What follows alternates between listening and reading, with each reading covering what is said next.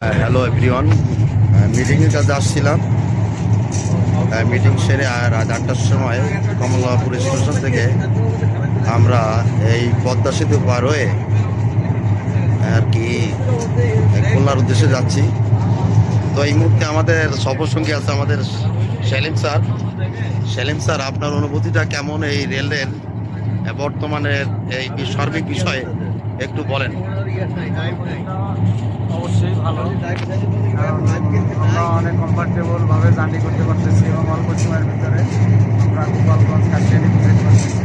এই জন্য আমাদের মাননীয় প্রধানমন্ত্রী শেখ হাসিনাকে ধন্যবাদ যে আমাদের পদ্মা সেতুর মাধ্যমে রেল স্টেশনটা রেলওয়েটা করে দেওয়ার জন্য পুরো দক্ষিণবঙ্গবাসীর পক্ষ থেকে ধন্যবাদ এবং আমরা অনেক উপকৃত হচ্ছি। ধন্যবাদ স্যারকে।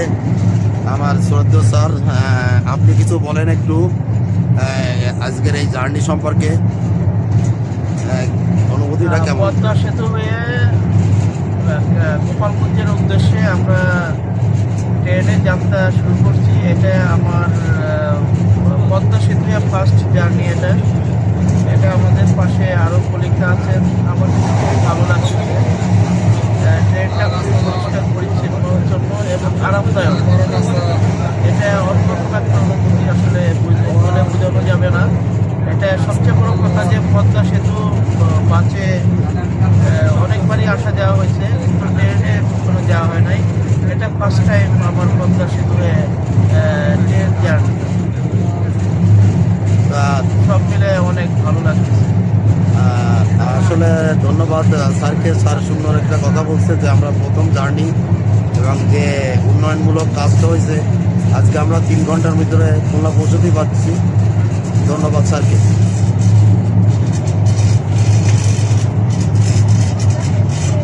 দেখুন বন্ধুরা, ট্রেনের যে অবস্থা, এসি ট্রেন।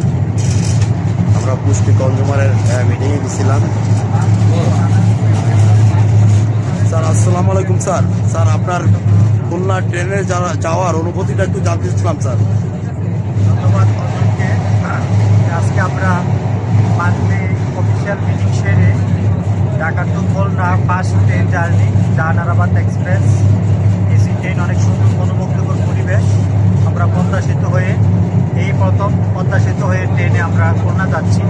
এটা খুলনাবাসীর জন্য প্রায় 150 বছরের আগের একটা স্বপ্ন ছিল যে খুলনার মানুষ পদ্মা সেতু হয়ে ট্রেনে যাবে ঢাকা টু খুলনা, যেটা প্রায় আগে 12 ঘন্টা সময় লাগতো। যেটা আগে 12 ঘন্টা সময় লাগতো, এখন সেটা 3.5 ঘন্টায় সম্ভব।